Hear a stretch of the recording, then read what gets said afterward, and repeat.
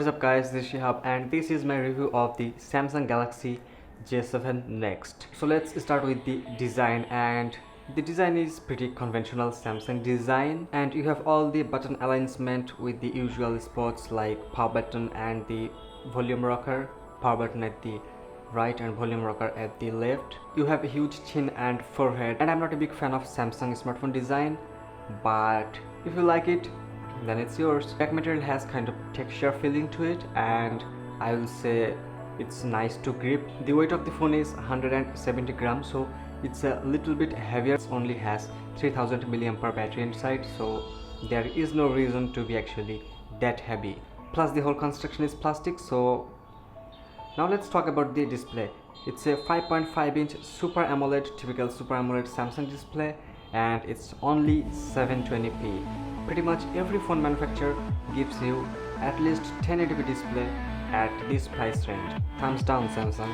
The pixel density is 267, so it's not 300 pixel per inch or above 300. So if you try hard, you will see individual pixels if you take your phone too close to your eye, but at a certain amount of distance it's not noticeable most of the time. But as usual, the colors are gorgeous. The colors are really vibrant, and as usual, saturated display of Samsung, Super AMOLED saturated display. But content consuming with this phone is great because the display is Super AMOLED display, so it has really deep blacks and really clean white. This gives you really good contrast, and top of that, being a Super AMOLED display, the colors are just popping, so any kind of media consumption is great. Now let's talk about the hardware.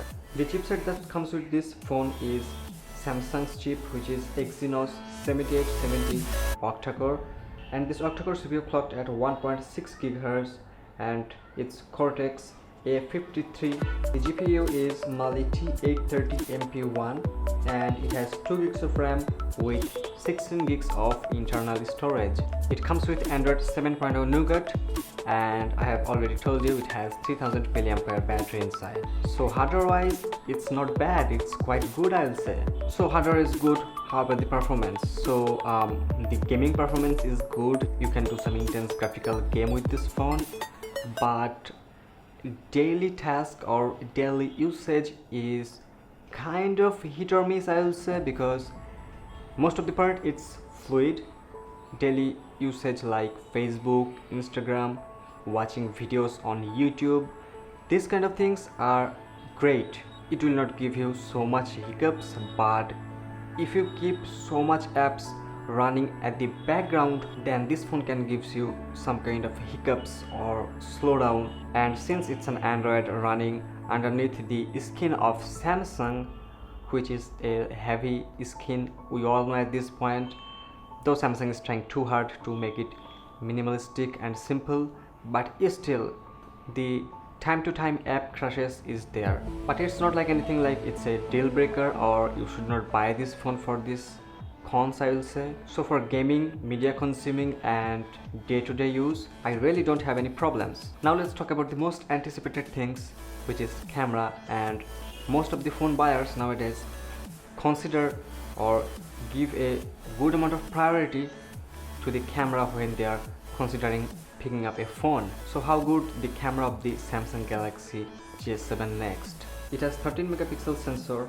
and the lens has a 1.9 aperture, so this should be good at low light, and this rear camera can shoot 1080p videos at 30 frames per second. The front camera has 5 megapixel sensor, and the front lens has a 2.2 aperture, but the lens focal length is little bit wider than the rear mounted camera, which is 23 mm, so in one selfie you can put a lot of people in. The spec sheet is one thing, but how the camera plays you is another thing. So let's talk about that. First of all, the sharpness and detail, I will say it's okay. The camera is just like a camera of a typical 13 megapixel mid-range smartphone camera, so you should not expect a high-end or flagship like smartphone camera. So if you're coming back from any flagship smartphone camera like iPhone 7, 8 or 10, or in the Android side Pixel 2. You should not compare, but also compared to the price point, the sharpness and detail is quite good.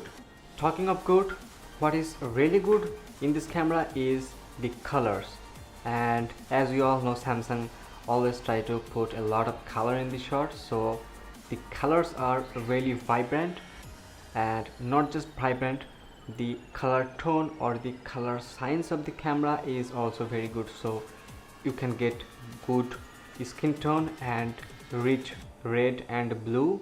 So this can give you some really good pictures if you have sufficient light.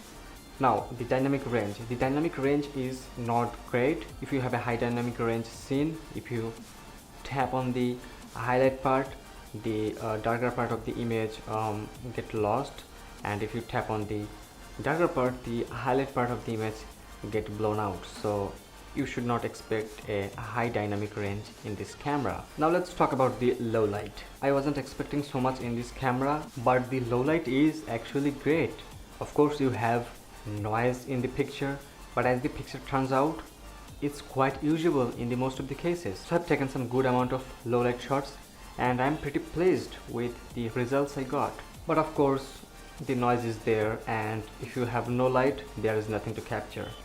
Now let's talk about the pros, and unfortunately I have to say there is lot cons than pros, and the reason is at this price point the competitors gives you so much better features, so much more features. Number one, the lack of fingerprint sensor. So nowadays we all know that fingerprint sensor became a mandatory thing for a smartphone because it's the most fastest and secure way to unlock and secure your device. This phone comes with a price of like $200 to $220. I'll put the link in the description down below.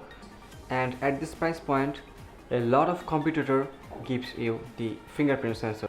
The another con I'm gonna talk about is its resolution in the display. It's only 720p and the competitor gives you at least 1080p IPS panel. But if I would pick one at this price point, I would pick the Xiaomi Redmi 5 Plus. Reason is it has fingerprint sensor, it has a 6-inch 1080p display with 2:1 aspect ratio, so this is going to be the trend of 2018. So the taller display, not the usual 16:9 aspect ratio display.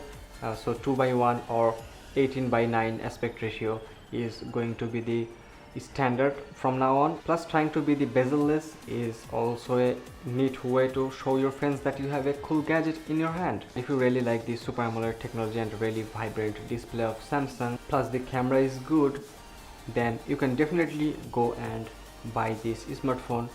And since Samsung has a huge distribution all over the country, so probably you will find this phone in your local market. Anyway guys, that's pretty much it. I hope you liked this video. If you did, please hit the thumbs up button down below, and definitely subscribe guys if you haven't yet, because that's the most easiest way to give me support. Anyway guys, stay tuned, stay awesome, and I'll see you guys in the next one.